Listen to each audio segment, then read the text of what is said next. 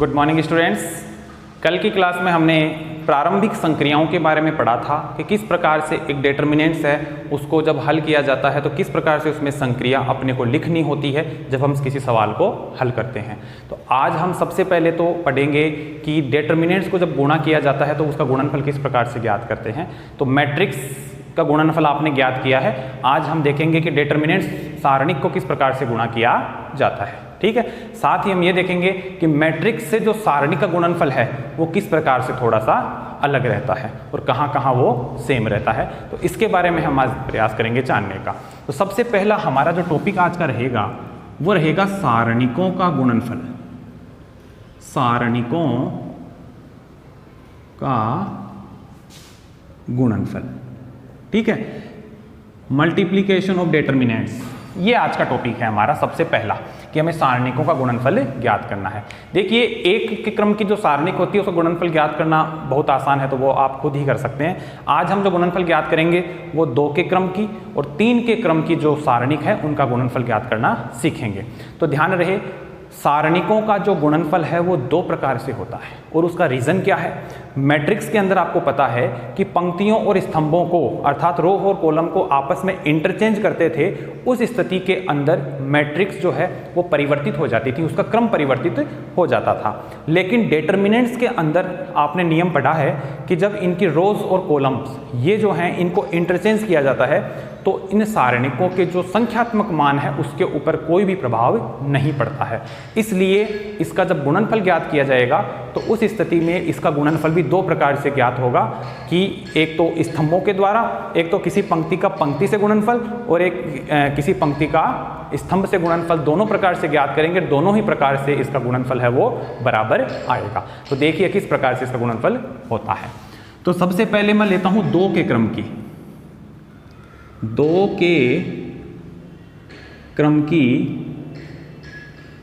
सारणिक का गुणा।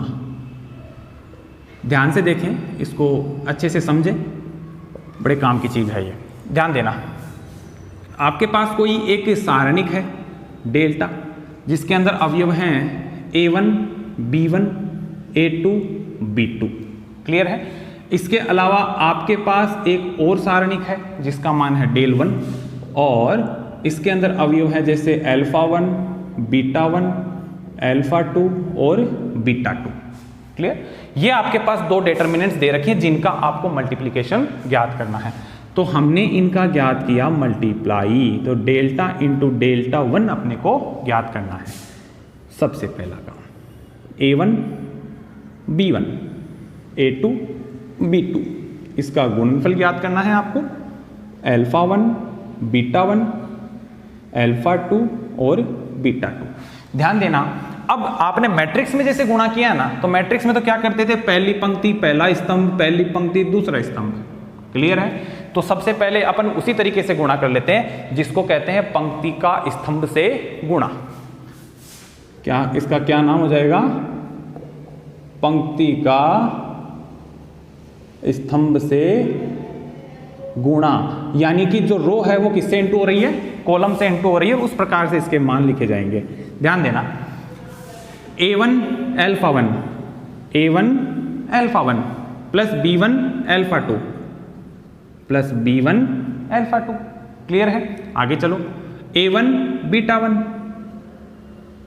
A1 beta 1 plus B1 beta 2 plus B1 beta 2, clear है। इसी प्रकार से ये प्राप्त करो, A2 alpha 1, A2 alpha 1, B2 alpha 2 plus B2 alpha 2।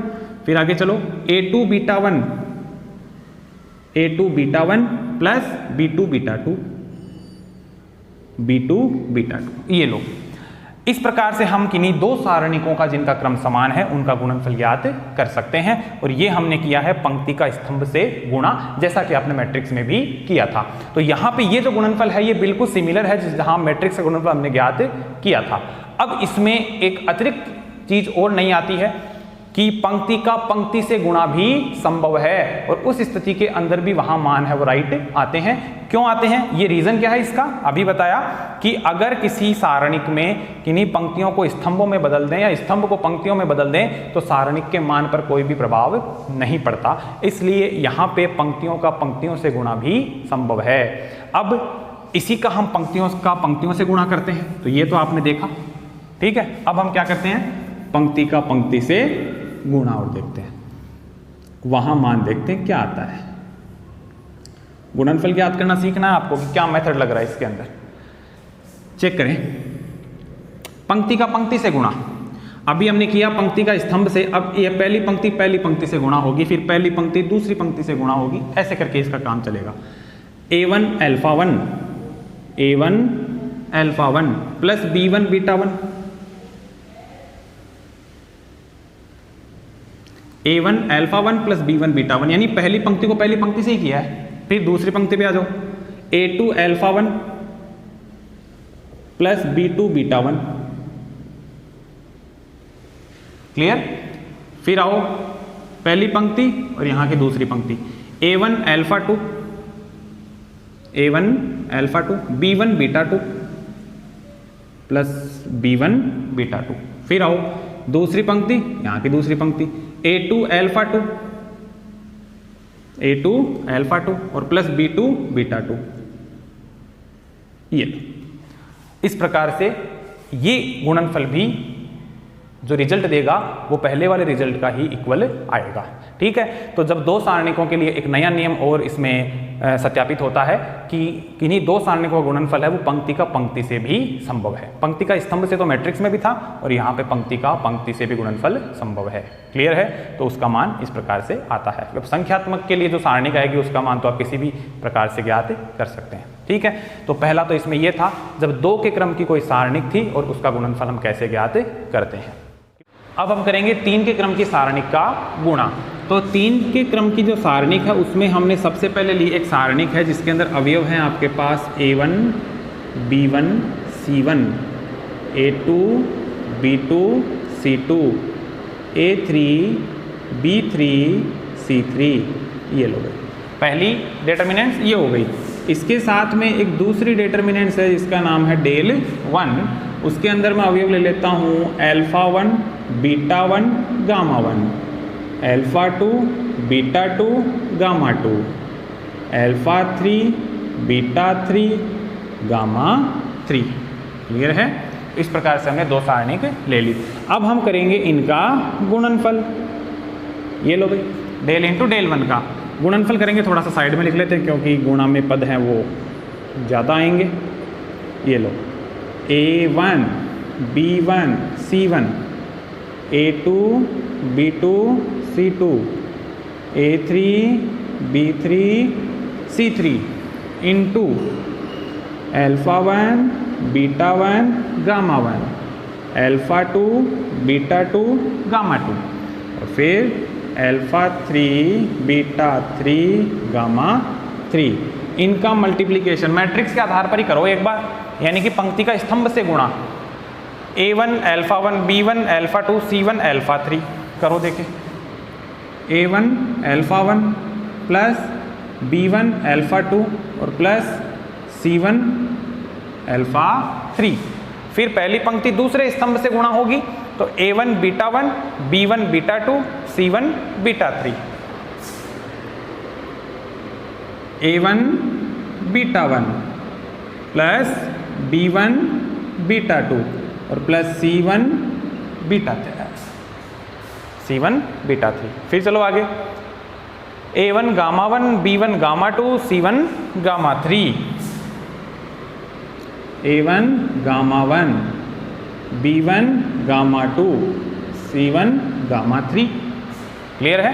ये 3 अवयव मिल गए। अब चलो सेकंड रो पे। अब सेकंड पंक्ति जो है वो तीनों स्तंभ से इनटू होगी, उस स्थिति में आएगा a2 alpha 1 b2 alpha 2 c2 alpha 3,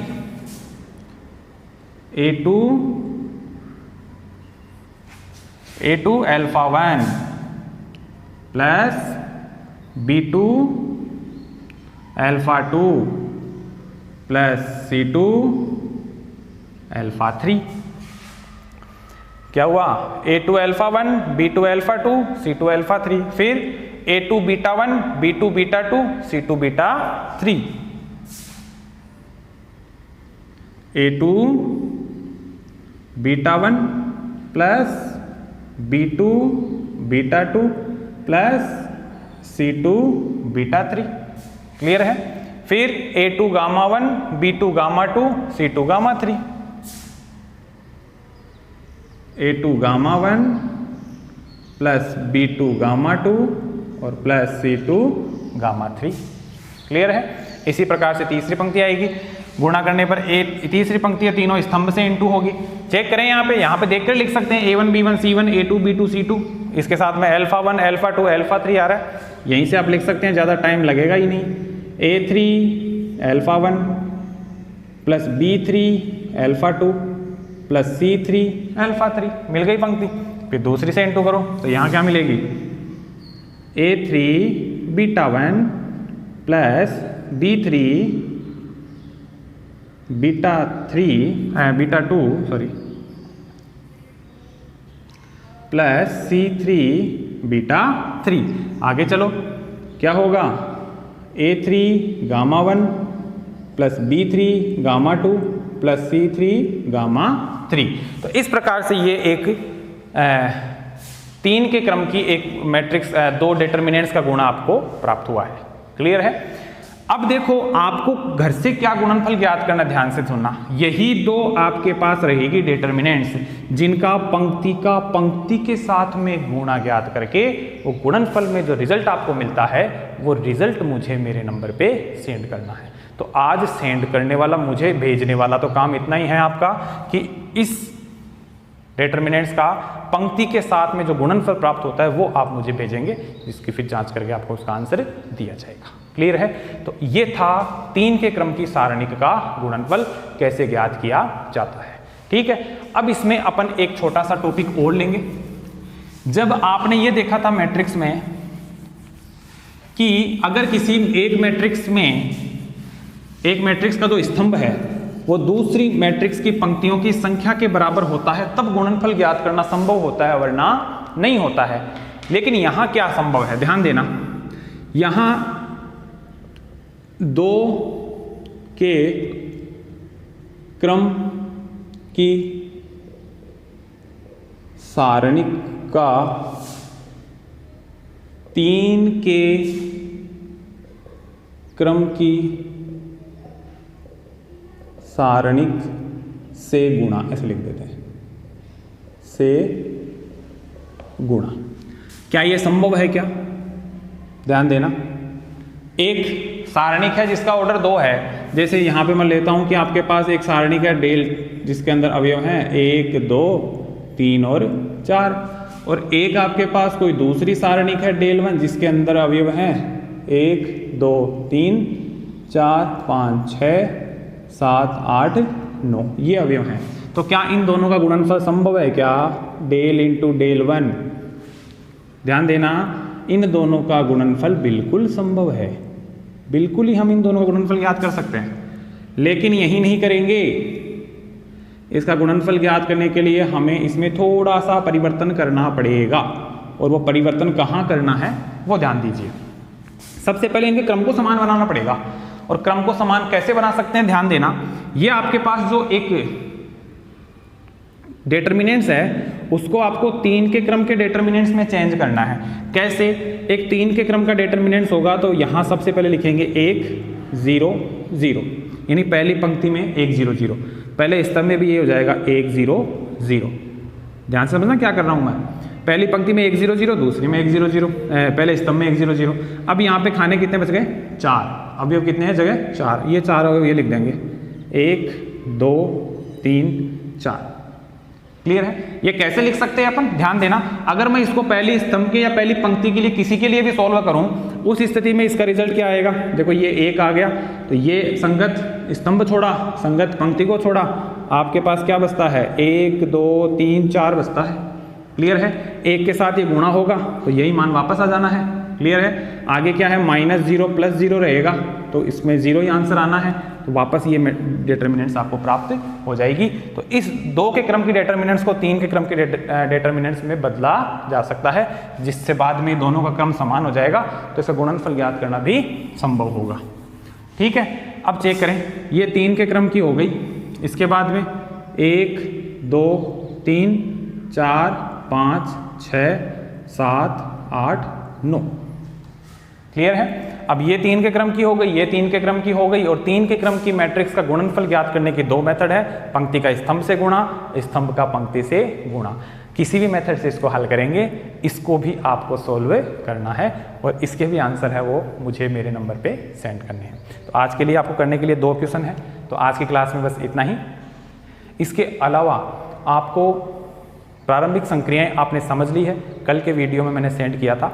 आज के वीडियो में 2 मैट्रिक्स का गुणनफल भी हो गया। अब आपको एग्जाम्पल जो हैं वो सॉल्व करने हैं।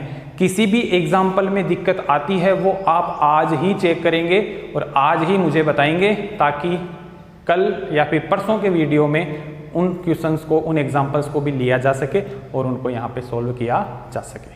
ठीक है, आप टाइम पे जवाब देंगे तभी टाइम पे रिप्लाई मिलेगा, वरना कब का कब जवाब देंगे तो वीडियो फिर बनने में मुश्किल होती है। इसलिए आप जो रिप्लाई है वो समय पे दें।